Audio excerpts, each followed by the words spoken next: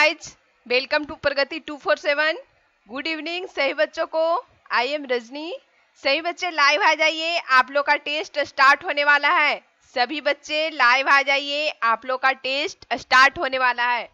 और वीडियो को लाइक करके अपना अपना अटेंडेंस बना लीजिए। सभी बच्चे वीडियो को लाइक करके अपना अपना अटेंडेंस बना लेंगे और चैनल को सब्सक्राइब कर लेंगे। सही बच्चे चैनल को सब्सक्राइब कर लीजिए ताकि इस चैनल पे जो भी इंफॉर्मेशन डलाए उसका नोटिफिकेशन, ठीक है, सीधे आपके मोबाइल तक पहुंच पाए। और घंटी की बेल आइकन को ऑन कर लीजिए, ठीक है। और सबसे जरूरी बात, वीडियो को शेयर करना बहुत जरूरी है। सही बच्चे वीडियो को शेयर करेंगे ताकि सभी को पता चले कि प्रगति 247 पे डेली टेस्ट होता है, ठीक है। और सभी को इस चैनल के साथ टेस्ट देने के लिए जोड़िए। टेस्ट जो है वो पॉलिटेक्निक एंड पैरामेडिकल दोनों स्टूडेंट के लिए बहुत इंपॉर्टेंट है। पॉलिटेक्निक और पैरामेडिकल का जो इंट्रेंस एग्जाम होगा दोनों स्टूडेंट के लिए बहुत इंपॉर्टेंट क्वेश्चन है, ठीक है। आज का जो सब्जेक्ट है वो फिजिक्स है। फिजिक्स का टेस्ट है। तो 30 क्वेश्चन मैं आप लोग के लिए लेके आई हूँ जो कि प्रीवियस ईयर से है, ठीक है। टोटल जो नंबर ऑफ क्वेश्चन है वो 30 है। टेस्ट नंबर जो आज का है वो 70 है। टेस्ट नंबर 70 है। सही बच्चे प्रीवियस टेस्ट भी देंगे, ठीक है। प्रीवियस टेस्ट भी देना जरूरी है, नहीं तो आप लोग भूल जाइएगा। इसलिए सही बच्चे प्रीवियस टेस्ट भी देंगे। टेस्ट का जो टाइमिंग है डेली आप लोग को 7 PM में टेस्ट चलता है। और टेस्ट का जो रूल है, प्रत्येक क्वेश्चन के अनुसार मैं आप लोग को टाइमिंग दूंगी और उसका आंसर मैं आप लोग को फुल एक्सप्लेनेशन के साथ बताती हूँ, ठीक है। प्रत्येक क्वेश्चन के अनुसार आप लोग को टाइमिंग दिया जाता है और उसका आंसर मैं आप लोग को फुल एक्सप्लेनेशन के साथ बताती हूँ। और टेस्ट के दौरान कोई भी एक दूसरे पे कमेंट नहीं करेंगे, सबका पूरा ध्यान टेस्ट में होना चाहिए, ठीक है।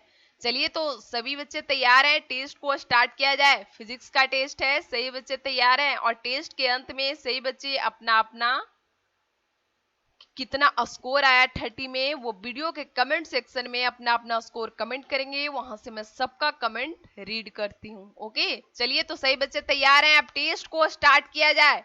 टेस्ट को स्टार्ट किया जाए, चलिए टेस्ट को स्टार्ट करते हैं। 9 8 7 6 5 4 3 2 1।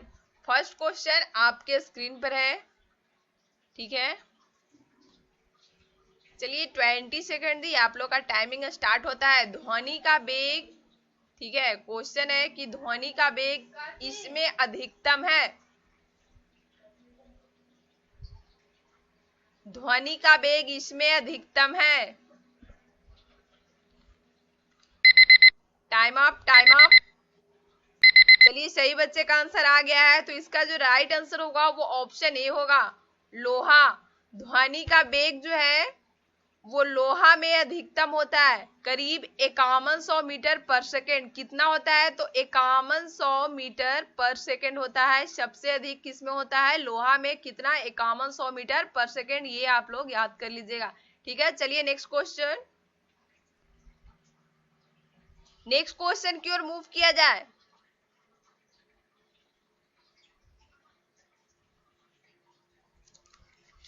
Sorry, question number 2। Question number 2 आपके स्क्रीन पर है। आप लोग का टाइमिंग स्टार्ट होता है, 20 सेकंड दे रही हूं। आप लोग का टाइमिंग स्टार्ट होता है। 15 डिग्री सेंटीग्रेड का तापमांतर फ़ारेनहाइट स्केल पर है। ये न्यूमेरिकल टाइप का है, आप लोग को बनाना पड़ेगा।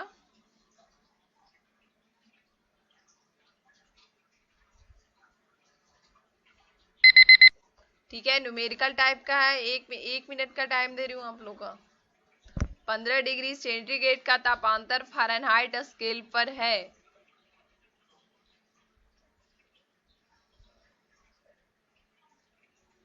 एक मिनट 20 सेकंड हो गए।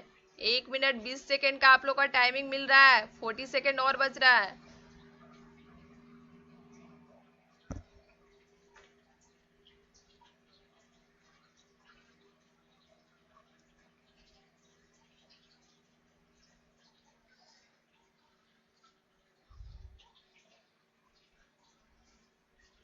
Question number 2।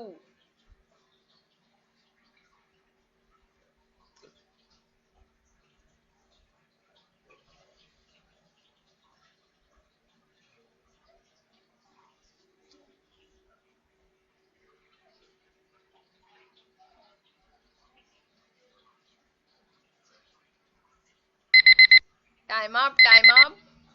क्वेश्चन नंबर 2 में बोल रहा है 15 डिग्री सेंटीग्रेड का तापांतर फ़ारेनहाइट स्केल पर है।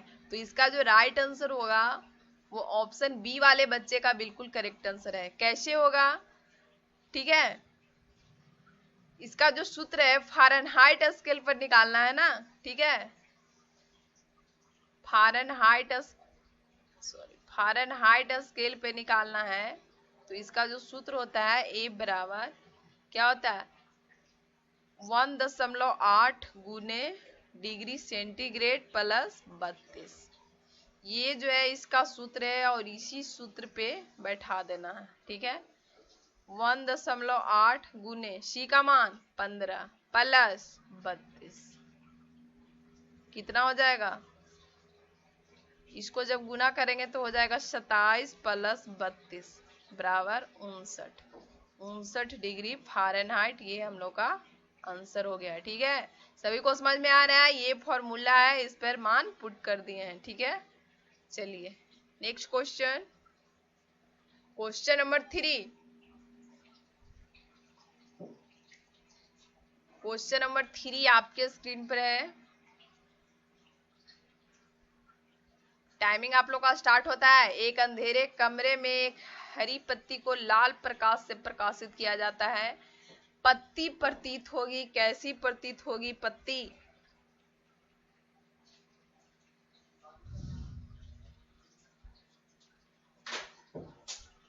Question number 3।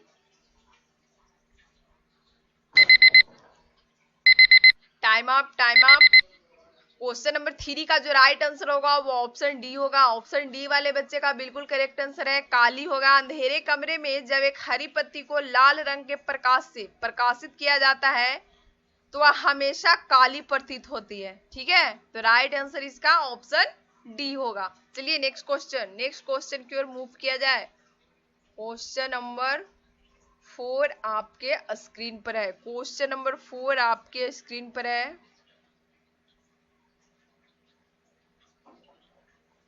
चलिए टाइमिंग आप लोग का स्टार्ट होता है। प्रतिध्वनि सुनाई देगी यदि एक दीवार से मूल ध्वनि परावर्तित होकर इतने समय पश्चात हमारे कानों तक पहुंचेगी।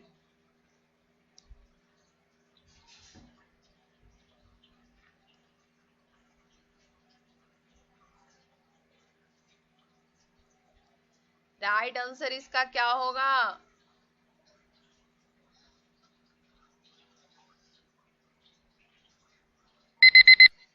Time up, time up.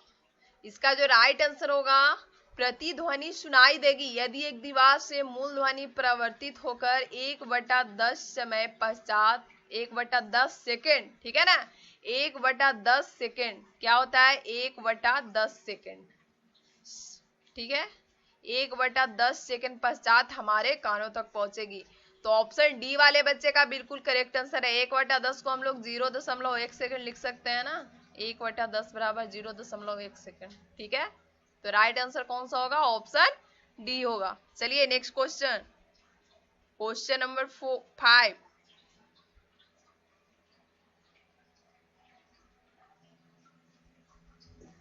Next question number 6। Question number 6 आपके स्क्रीन पर है।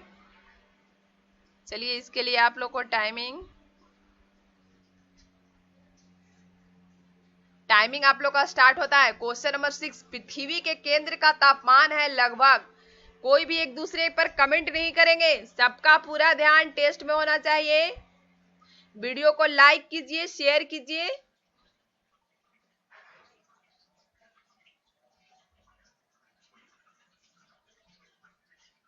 पृथ्वी के केंद्र का तापमान है लगभग।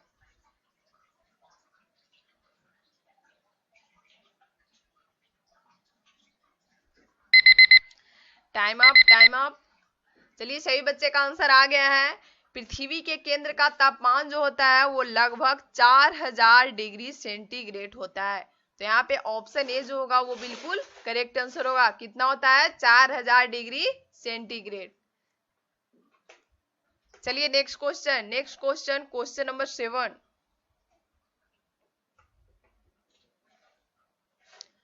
Question number 7,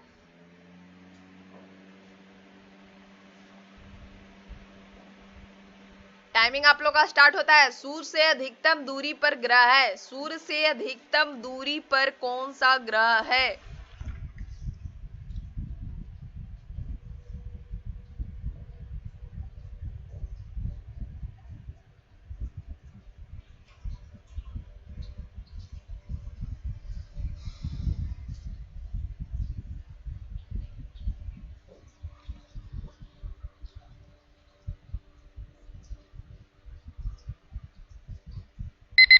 time up, time up.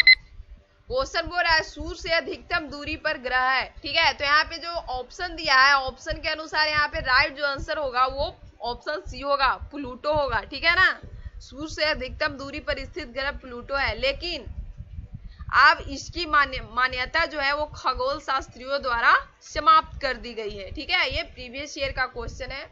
चलिए नेक्स्ट क्वेश्चन।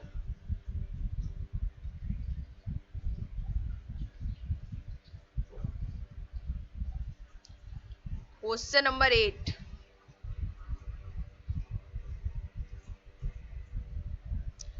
निम्नलिखित में से कौन हमारे ग्रह का प्राकृतिक उपग्रह है?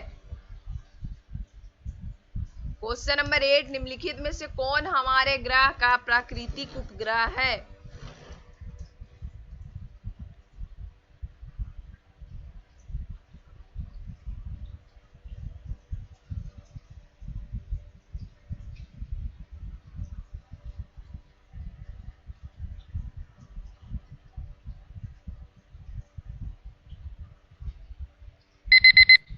Time up.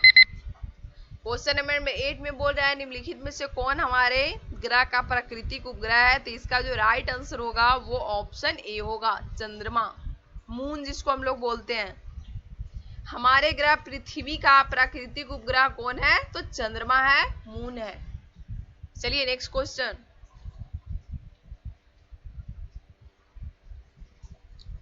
Question number 9। Question number 9 आपके स्क्रीन पर है।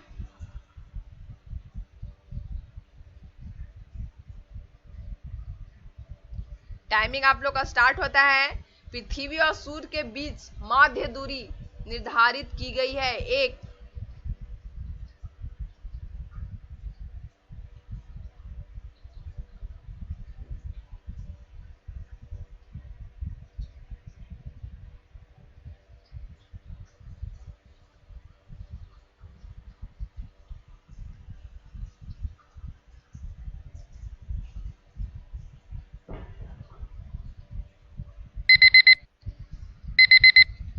Time up. इसका राइट आंसर ऑप्शन सी वाले बच्चे का बिल्कुल करेक्ट आंसर है, खगोलीय इकाई होगा। पृथ्वी और सूर्य के बीच माध्य दूरी खगोलीय इकाई द्वारा निर्धारित की गई है। ठीक है, पृथ्वी तथा सूर्य के बीच औसत दूरी कितनी होती है? पृथ्वी तथा सूर्य के बीच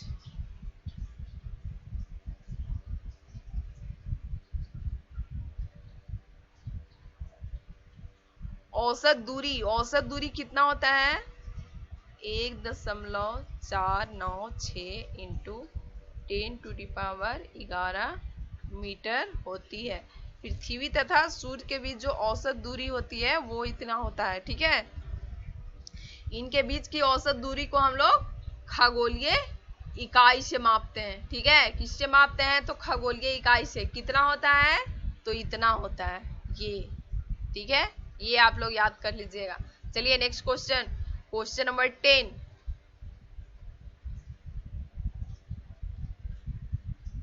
क्वेश्चन नंबर 11 है, हवा द्वारा ग्रहित ऊर्जा है।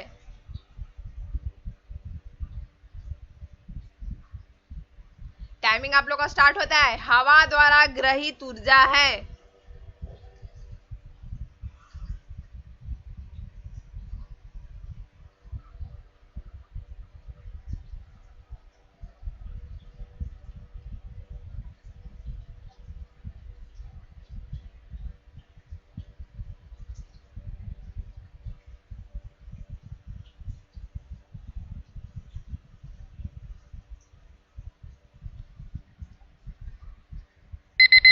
Time up. हवा द्वारा ग्रहित ऊर्जा कौन सा होगा? गतिज ऊर्जा। हवा द्वारा ग्रहित ऊर्जा जो होता है वो गतिज ऊर्जा होता है। Next question.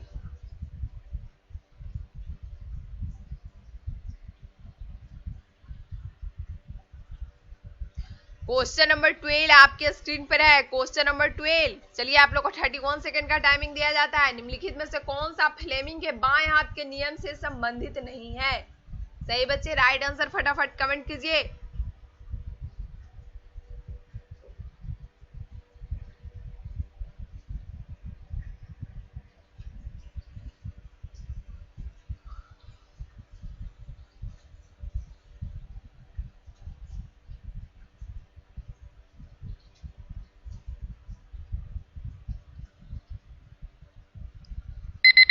Time up.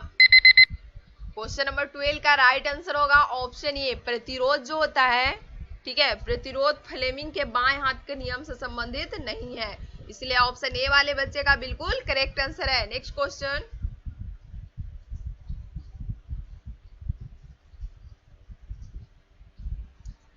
Next question आपके स्क्रीन पर है। 1 मिनट का टाइमिंग आप लोग को दिया जा रहा है। क्वेश्चन नंबर 13, यदि एक छड़ चुंबक को लंबाई में 3 भागों में काटा जाए तब ध्रुवों की कुल संख्या क्या होगी?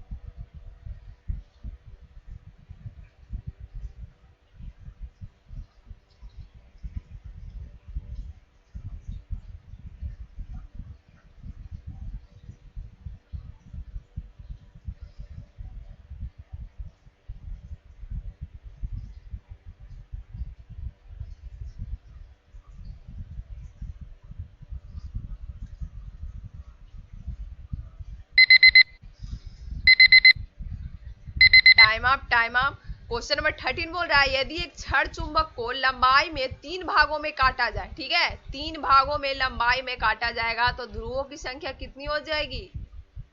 6 हो जाएगी। 2 2 4 2 6, तो ऑप्शन डी जो होगा ये यहाँ पे बिल्कुल करेक्ट आंसर होगा। चलिए नेक्स्ट क्वेश्चन।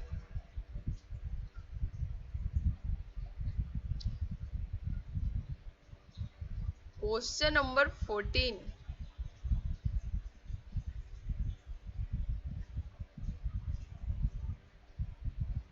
परिपथ में, ठीक है, परिपथ में क्या बोल रहा है? क्वेश्चन नंबर 14 बोल रहा है परिपथ में वोल्ट मापी का पठन होगा। ये सर्किट में वोल्ट मापी का पठन होगा, कैसे होगा? ठीक है, चलिए आप लोग को 2 मिनट का टाइमिंग दिया जा रहा है। ठीक है, फिगर, ठीक है, सर्किट में वोल्ट मापी का पठन कैसे होगा? ये फिगर है।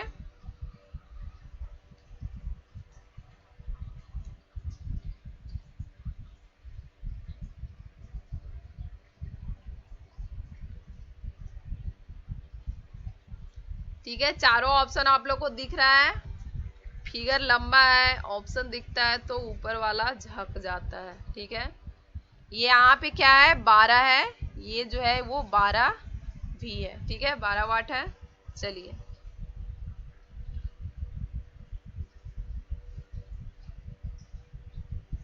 12 भी विभवांतर दिया हुआ है। ये 12 भी जो है विभवांतर दिया हुआ है।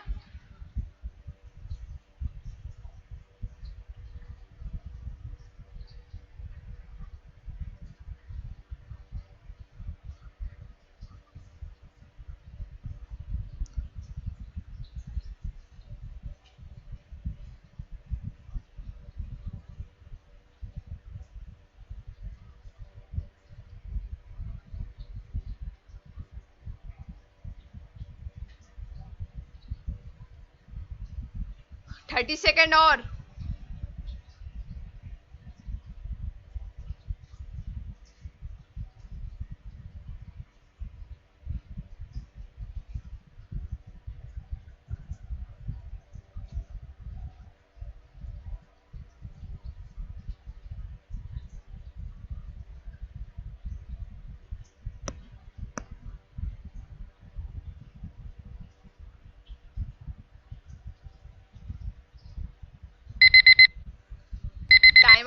Time up. चलिए सही बच्चे का आंसर आ गया है, तो इसका जो राइट आंसर होगा, ठीक है, ऑप्शन सी वाले बच्चे का बिल्कुल करेक्ट आंसर है। कैसे होगा, ठीक है, पहले हम लोग प्रतिरोध आर बराबर निकालेंगे, ठीक है, प्रतिरोध आर, कैपिटल आर से इसको डिनोट करेंगे। आर बराबर कितना हो जाएगा, 100 ओम प्लस, ये 100 ओम प्लस 200 ओम, कितना हो गया, 300 ओम। ये आर बराबर हो गया। विभवांतर भी बराबर कितना दिया हुआ है, तो 12 भी दिया हुआ है। ये क्या है, विभवांतर है। विभवांतर भी बराबर 12 भी दिया हुआ है। अब हम लोग को क्या निकालना है, आई बराबर निकालना है। आई बराबर कितना हो जाएगा, भी बटा आर, 12/300, कितना हो गया, आई का मान कितना हो गया, 1/25, ठीक है। आप क्या करेंगे, ठीक है, इसको इधर कर देते हैं।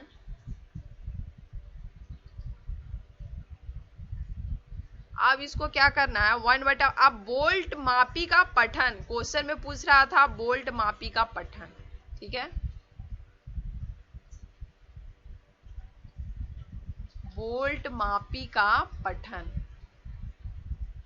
बोल्ट मापी का पठन बराबर क्या हो जाएगा, बोल्ट मापी का जब पठन पूछ रहा है तो पठन बराबर क्या हो जाएगा, 1/25 गुने 100, 25 चौके 100, कितना हो गया, 4 विभवांतर। ऑप्शन सी जो हो गया ये यहाँ पे बिल्कुल करेक्ट आंसर हो गया। चलिए नेक्स्ट क्वेश्चन।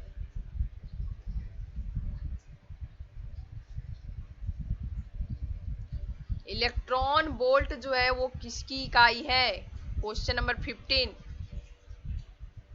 चलिए टाइमिंग आप लोग का स्टार्ट होता है। इलेक्ट्रॉन वोल्ट किसकी इकाई है,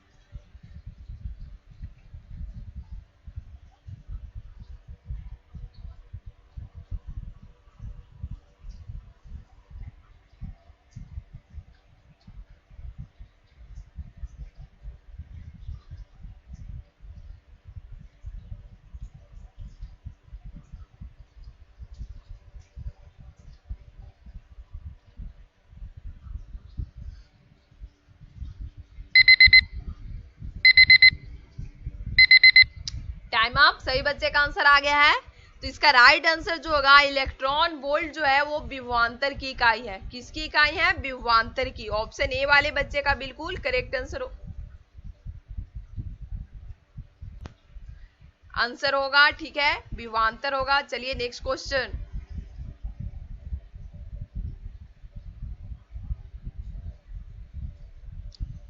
नेक्स्ट क्वेश्चन है आपके स्क्रीन पर,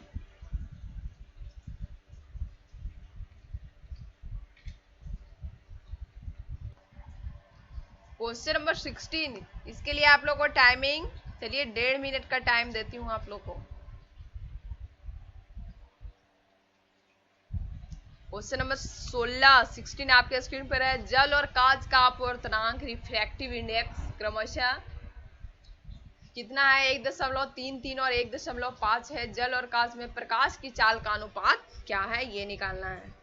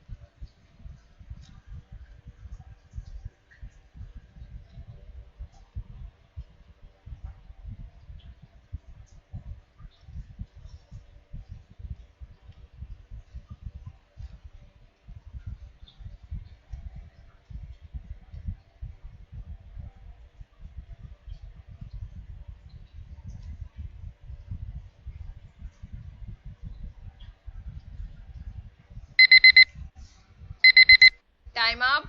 क्वेश्चन नंबर 16 का जो राइट आंसर होगा वो ऑप्शन सी वाले बच्चे का बिल्कुल करेक्ट आंसर है 9:8 होगा। ठीक है, क्वेश्चन बोल रहा है जल और कांच का अपवर्तनांक जो दिया हुआ है, जल और कांच में प्रकाश की चाल का अनुपात पूछ रहा है। तो जल में प्रकाश की चाल, ठीक है, जल में प्रकाश की चाल बराबर क्या होगा, सॉरी, जल में प्रकाश की चाल,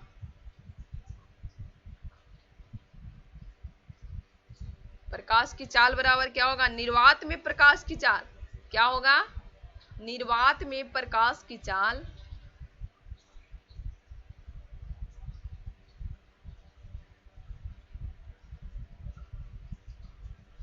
निर्वात में प्रकाश की चाल बटा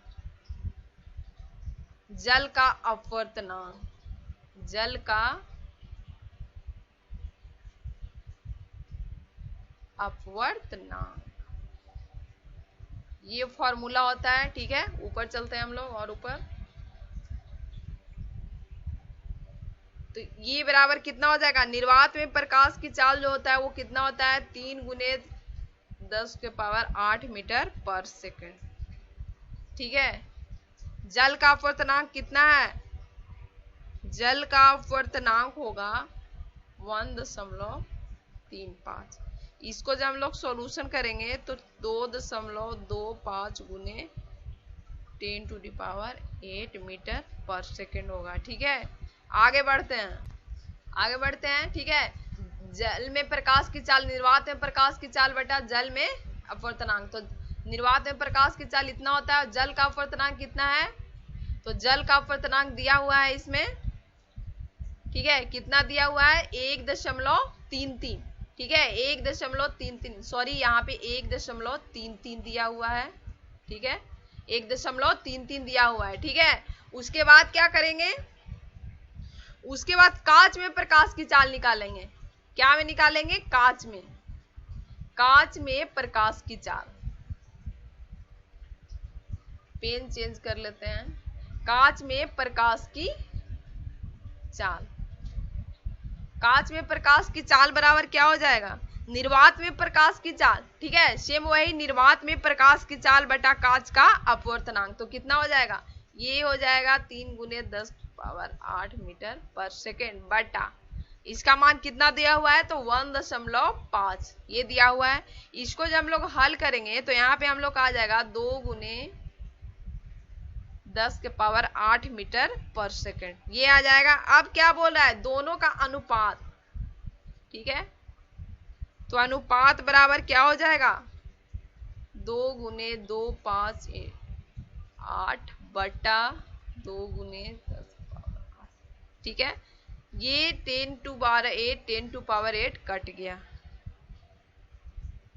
ये कितना हो जाएगा, इसको हटाएंगे तो ए 100 हो जाएगा। ठीक है, 200 हो जाएगा। तो इसको जो हम लोग हल करेंगे, ठीक है, ये यहाँ पे हट जाएगा तो 200 हो जाएगा। तो जो हम लोग हल करेंगे तो 9/8 आएगा, मतलब 9:8 जो होगा ये हम लोग का राइट आंसर होगा। ठीक है, 9:8, तो ऑप्शन सी जो होगा ये बिल्कुल करेक्ट आंसर है। ठीक है, निर्वात में प्रकाश की चाल कितना होता है, तो इतना होता है, ये आप लोग को रटना पड़ेगा। ठीक है, बाकी जो जल का अपवर्तनांक दिया हुआ है, कितना दिया हुआ है, तो 1.33 और 1.5 वो मान पुट कर दिए हैं, ये 1.33 है। ठीक है, 1.33। चलिए नेक्स्ट क्वेश्चन,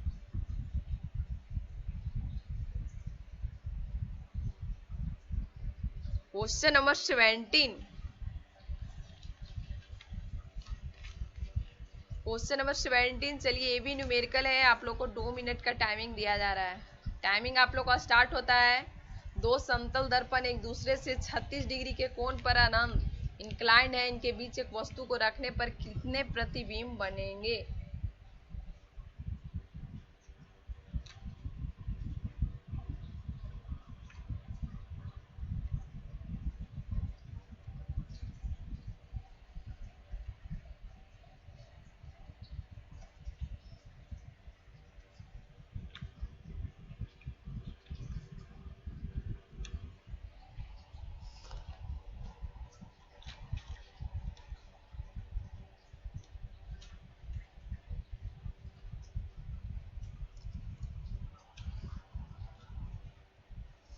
क्वेश्चन नंबर 17, दो समतल दर्पण एक दूसरे से 36 डिग्री के कोण पर अनंत इंक्लाइंड है। इनके बीच एक वस्तु को रखने पर उसके कितने प्रतिबिंब बनेंगे? कोई भी एक दूसरे पर कमेंट नहीं करेंगे, सबका पूरा ध्यान टेस्ट में होना चाहिए। सभी बच्चे वीडियो को लाइक करेंगे और शेयर करेंगे।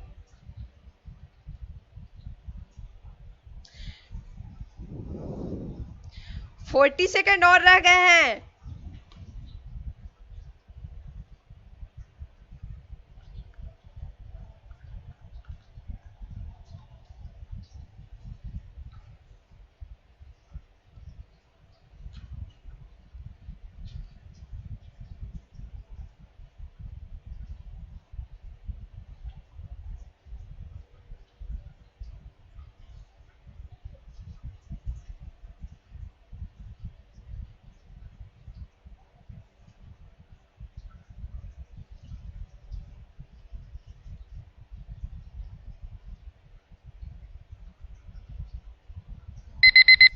Time up, time up.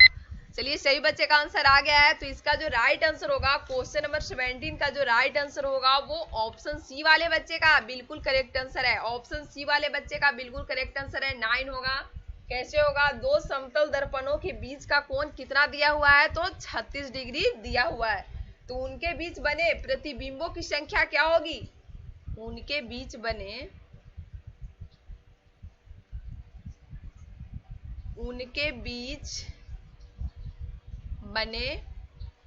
ठीक है, प्रतिबिंबों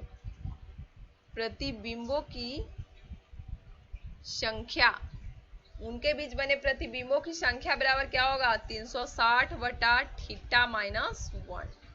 इस पे क्या कर देना है? मान को पुट कर देना है। 360 बटा थीटा का मान 36 डिग्री माइनस 1, इससे कट गया 10 बार में। 10 माइनस 1 बराबर कितना हुआ? 9। हम लोग का राइट आंसर क्या हो जाएगा? Option C. ठीक है, नेक्स्ट क्वेश्चन।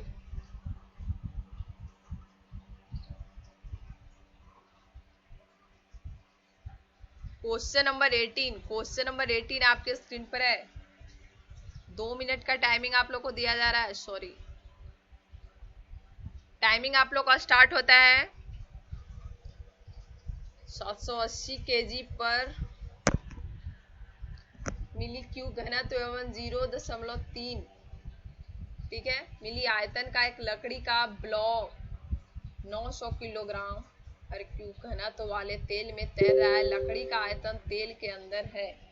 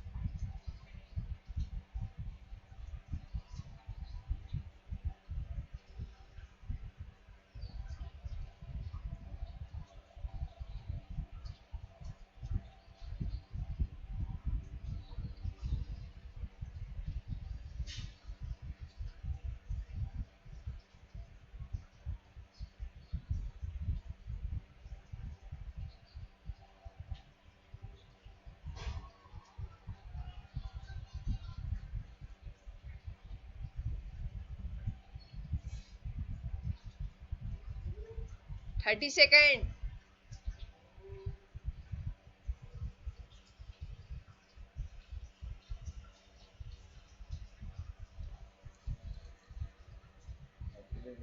हम्म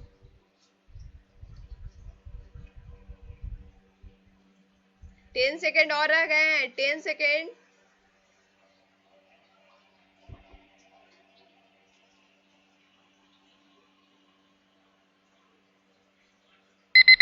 टाइम अप, टाइम अप।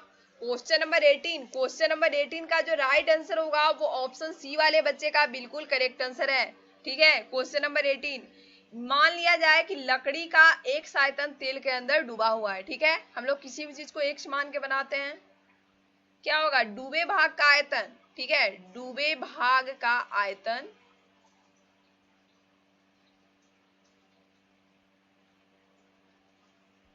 डूबे भाग का आयतन बटा कुल आयतन,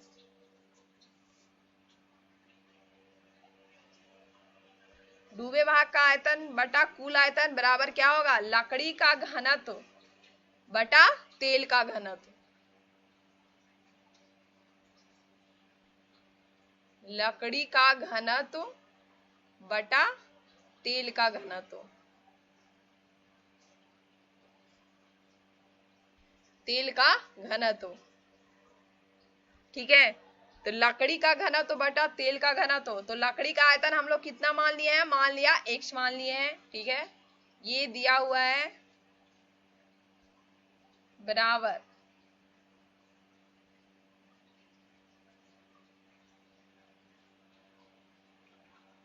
इतना, बराबर क्या हो जाएगा, ये 780 ये क्वेश्चन में दिया हुआ है बटा 900, ठीक है। अब हम लोग इसको गुना कर देते हैं, x गुने 900 बराबर 780 गुने 0.3, ठीक है। इसको जब हम लोग सॉल्यूशन निकालेंगे, ये पॉइंट हटाएंगे तो ये 10 हो जाएगा, ये कट जाएगा, ठीक है। जब इसको हम लोग हल करेंगे तो हम लोग का आ जाएगा 234 बटा 900, ठीक है, 234 बटा 900, ये x बराबर आ जाएगा। इसको जब हम लोग काटेंगे तो हो जाएगा 0.26, तो हम लोग का राइट आंसर क्या हो जाएगा, ऑप्शन सी, ठीक है। ऑप्शन सी जो होगा इसका बिल्कुल करेक्ट आंसर है। ये आप लोग को फॉर्मूला याद रखना पड़ेगा तभी बनेगा। चलिए नेक्स्ट क्वेश्चन,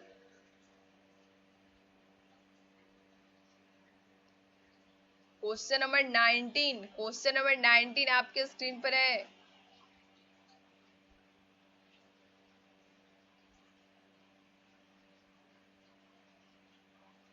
चलिए 49 सेकेंड दी टाइमिंग आप लोग का स्टार्ट होता है। एम द्रव्यमान का एक पिंड भी वेग से एक दीवार से टकराता है और उसी चाल से वापस आता है। पिंड के संवेग मोमेंटम में परिवर्तन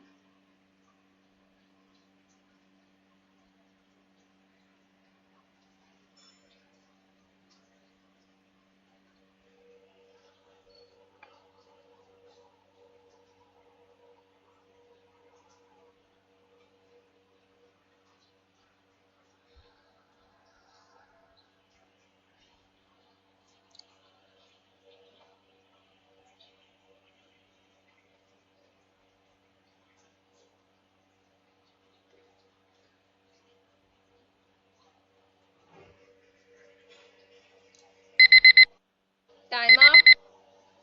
इसका राइट आंसर क्या होगा, ऑप्शन सी वाले बच्चे का बिल्कुल करेक्ट आंसर है। ऑप्शन सी वाले बच्चे का बिल्कुल करेक्ट आंसर है। एम द्रव्यमान का एक पिंड है, भी वेग से एक दीवार से टकराता है तो उसी चाल से वापस आता है, ठीक है। तो पिंड के संवेग मोमेंटम में परिवर्तन, तो पिंड के संवेग में परिवर्तन बराबर क्या होगा, पिंड के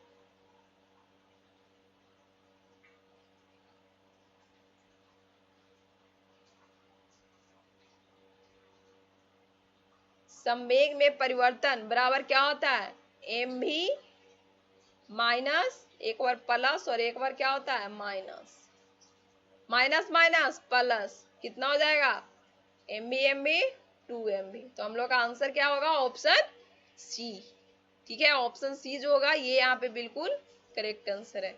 चलिए नेक्स्ट क्वेश्चन,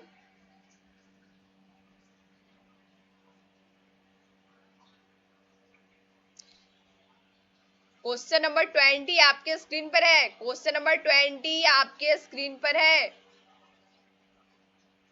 टाइमिंग आप लोग का स्टार्ट है। द प्रेशर इसमें नहीं मापा जा सकता है। क्वेश्चन नंबर 20 आपके स्क्रीन पर है।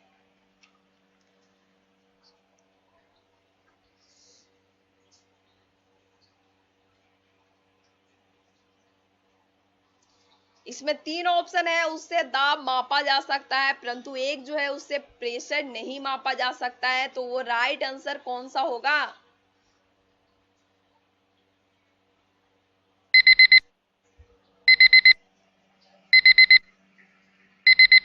Time up.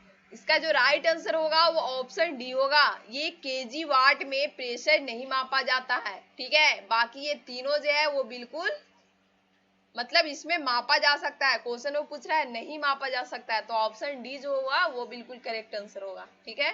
चलिए नेक्स्ट क्वेश्चन।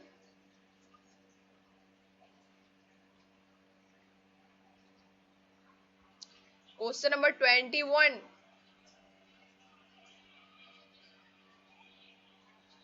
टाइमिंग आप लोग का स्टार्ट होता है। निर्वात में सभी स्वतंत्र रूप से गिर रही वस्तुओं में होता है एक समान, क्या होता है? कोई भी दूसरे पर कमेंट नहीं करेंगे, सबका पूरा ध्यान टेस्ट में होना चाहिए।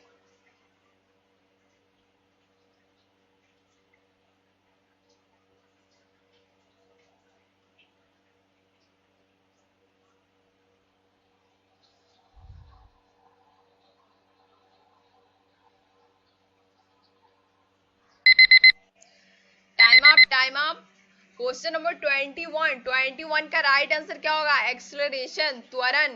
निर्वात में सभी स्वतंत्र रूप से गिर रही वस्तुओं में एक समान क्या होता है? त्वरण होता है, ठीक है। निर्वात में सभी स्वतंत्र रूप से गिर रही वस्तुएं पृथ्वी पर एक ही साथ आती है।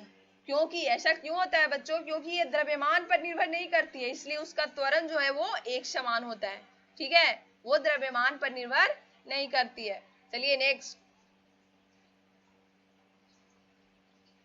क्वेश्चन नंबर 22 आपके स्क्रीन पर है।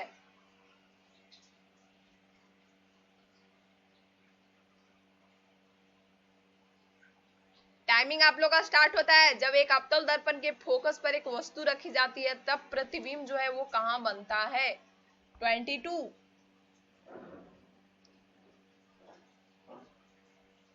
कहां बनता है? Question number 22।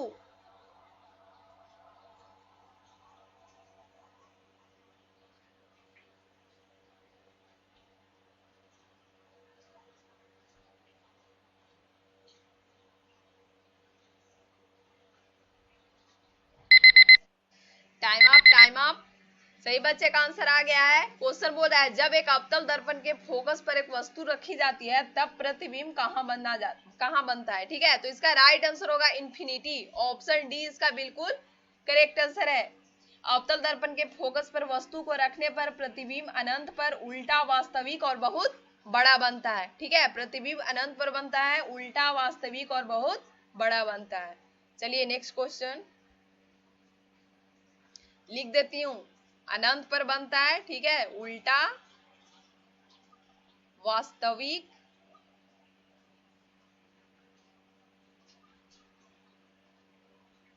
और बहुत बड़ा बनता है, ठीक है। चलिए नेक्स्ट क्वेश्चन।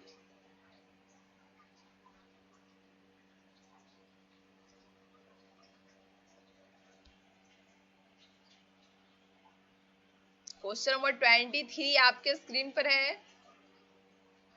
टाइमिंग आप लोग का स्टार्ट होता है। एक प्रिज्म से गुजरने पर जो प्रकाश सबसे अधिक अपवर्तित होता है वह है?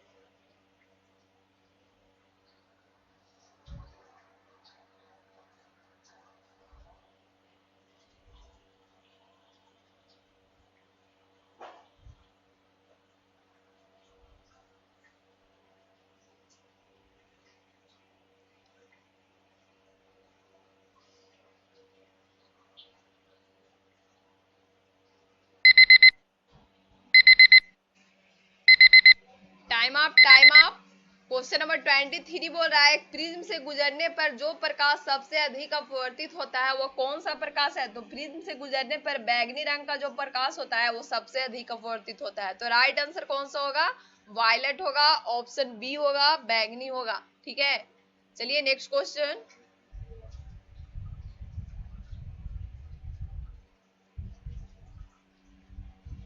क्वेश्चन नंबर 24 आपके स्क्रीन पर है। चलिए आप लोग का टाइमिंग स्टार्ट हो।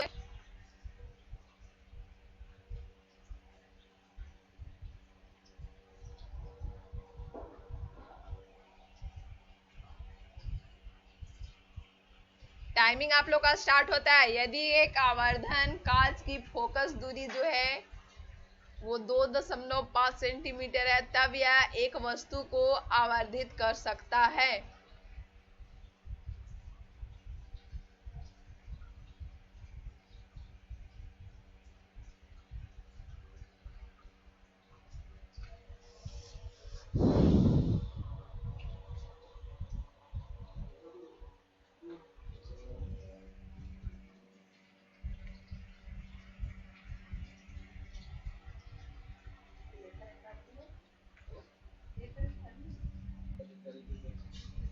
Question number 24।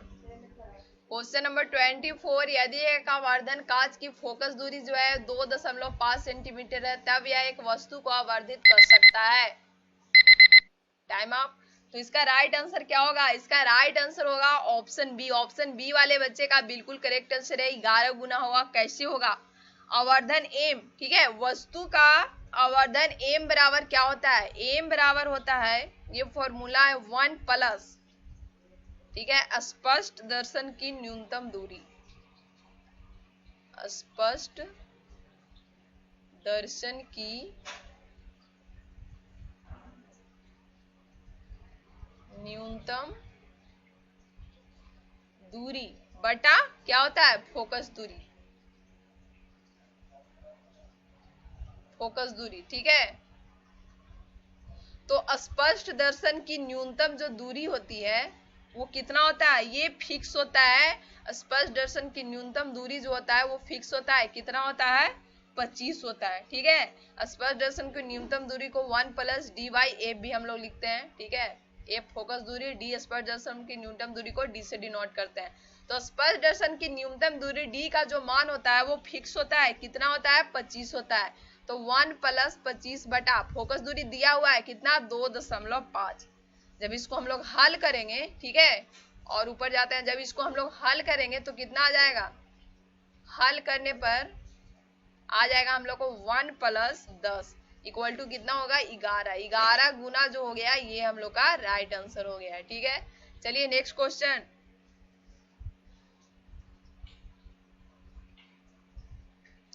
Question number 25।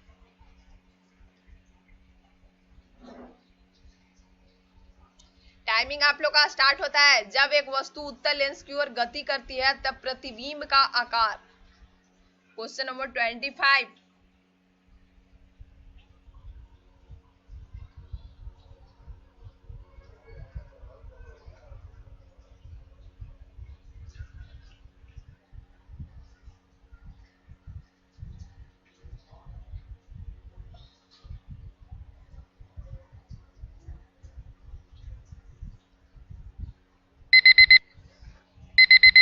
Time up. Question number 25 का राइट आंसर ऑप्शन बी वाले बच्चे का बिल्कुल करेक्ट आंसर है। जब वस्तु उत्तल लेंस की ओर गति करती है तो क्या होता है? उसका आकार जो है वो बढ़ता जाता है, ठीक है। और जब वस्तु फोकस तथा ध्रुव के बीच होती है तो काफी आवर्धित, सीधा तथा आभासी प्रतिबिंब बनता है, ठीक है। तो राइट आंसर ऑप्शन बी होगा। नेक्स्ट क्वेश्चन की ओर मूव करते हैं। Question number 26। क्वेश्चन नंबर 26 आपके स्क्रीन पर है। चलिए 33 सेकेंड डी। Question number 26।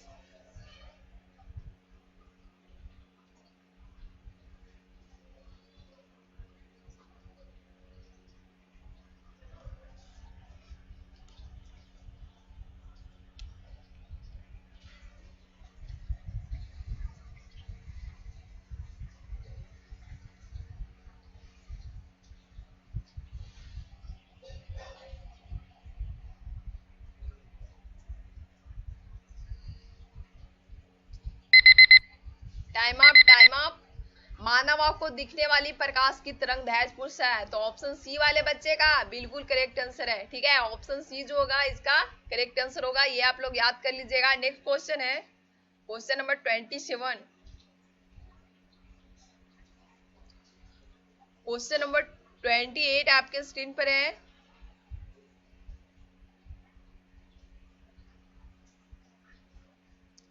चलिए टाइमिंग आप लोग का स्टार्ट होता है।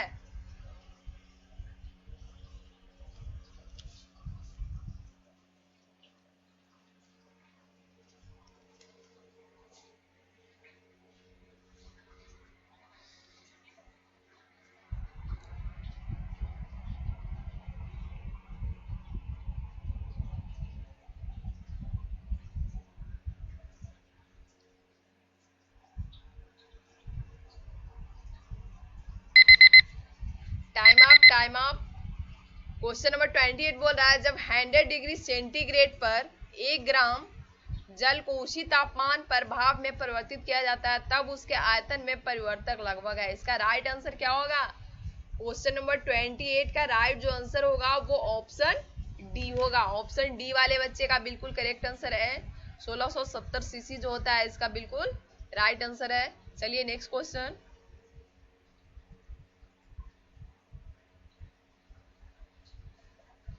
क्वेश्चन नंबर 29 आपके स्क्रीन पर है। 1 मिनट का टाइमिंग दिया जा रहा है। एक 50 किलोग्राम द्रव्यमान को उठाने में कुल 4900 जूल कार्य प्रयोग में लाया गया द्रव्यमान को इस ऊंचाई तक उठाया गया।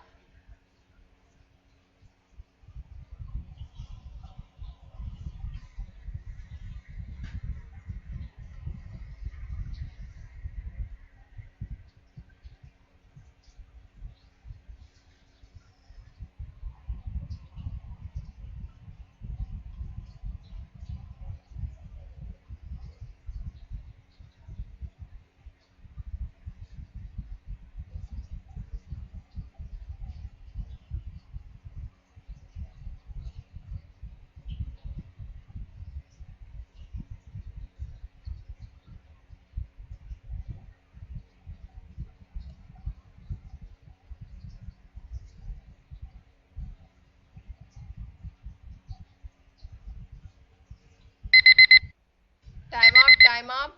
क्वेश्चन नंबर 29 का जो राइट आंसर होगा वो ऑप्शन डी होगा। ऑप्शन डी होगा 10।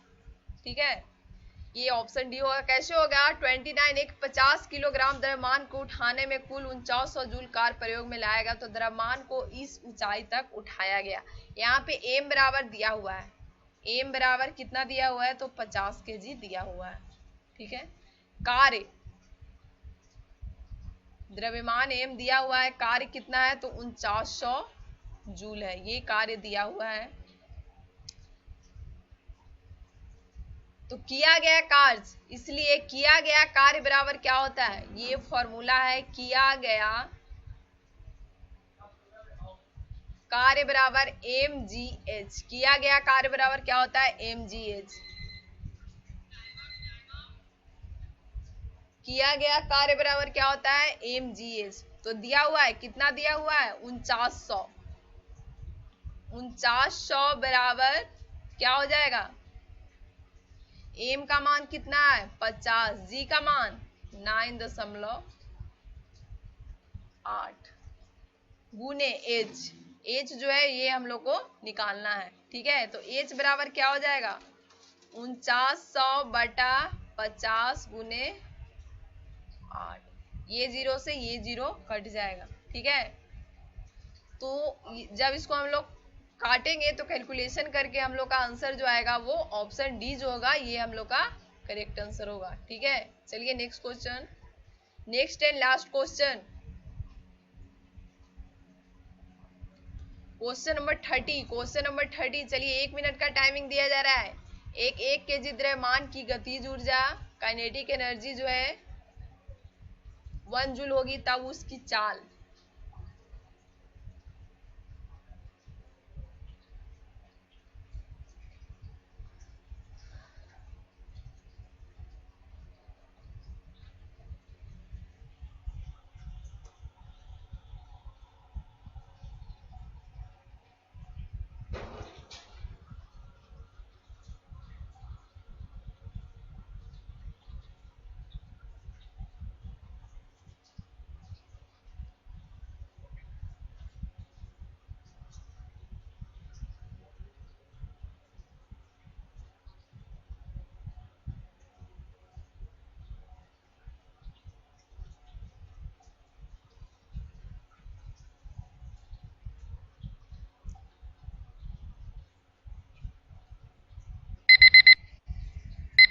Time up, time up. Question number 30, question number 30 का जो राइट आंसर होगा वो ऑप्शन बी वाले बच्चे का बिल्कुल करेक्ट आंसर है। कैसे होगा? क्वेश्चन में बोल रहा है कि 1 केजी द्रव्यमान की गतिज ऊर्जा काइनेटिक एनर्जी 1 जूल होगी, तब उसकी चाल निकालना है। ठीक है, तो यहाँ पे एम दिया हुआ है, द्रव्यमान एम बराबर कितना दिया हुआ है? तो 1 केजी दिया हुआ है। ठीक है, काइनेटिक एनर्जी गतिज ऊर्जा को हम लोग, ठीक है, ऐसे लिखते हैं। ये गतिज ऊर्जा बराबर कितना दिया हुआ है, तो 1 जूल दिया हुआ है। ठीक है, अब क्या होगा, काइनेटिक एनर्जी गतिज ऊर्जा बराबर क्या हो जाएगा, 1/2 mv²। इसका मान दिया हुआ है कितना, 1 बराबर 1/2 इंटू 1 इंटू एम का मान 1 दिया हुआ है v²। ये हम लोग को निकालना है। ठीक है, ये 1 से 1 क्या होगा, कट जाएगा। ठीक है, तो v बराबर क्या हो जाएगा, ये हो जाएगा √2। ठीक है, ये 2v² है तो v बराबर √2 हो जाएगा। तो √2 का मान कितना होता है, 1.414 होता है। ये √2 का मान होता है। ठीक है, तो ऑप्शन में क्या दिया हुआ है, ऑप्शन बी जो होगा, दशमलव के बाद एक अंक तक हम लोग लेते हैं, तो ऑप्शन बी जो होगा ये हम लोग का करेक्ट आंसर होगा। ठीक है, 1.4। ठीक है, ये हम लोग का करेक्ट आंसर होगा। ठीक है, ऐसे √2 का मान जो होता है 1.414 होता है। ठीक है, तो 1.4 हम लोग का राइट आंसर हो गया। आप लोग का टेस्ट एंड हो गया है। सभी बच्चे अपना अपना स्कोर वीडियो के कमेंट सेक्शन में कमेंट करेंगे, वहां से मैं सबका कमेंट रीड करती हूँ। पिछले टेस्ट में जिन्होंने अपना अपना स्कोर कमेंट किया था उनका नाम है, हाँ, केमिस्ट्री के टेस्ट में जिन्होंने अपना स्कोर कमेंट किया था उनका नाम है आजाद बाबू, राजा सिंह CIA, प्रिया रानी, संस्कारी बॉय, आयुषी किसमिस, अनुछाया, सुरुचि कुमारी, शौर्या राज, विकास कुमार, विशाल कुमार, रवि रंजन कुमार, निशा यदुवंशी, सलेहा प्रवीण, जयदेव सिंह, अंगद पंडित, मुकेश महतो, सुमित कुमार, राज मनु,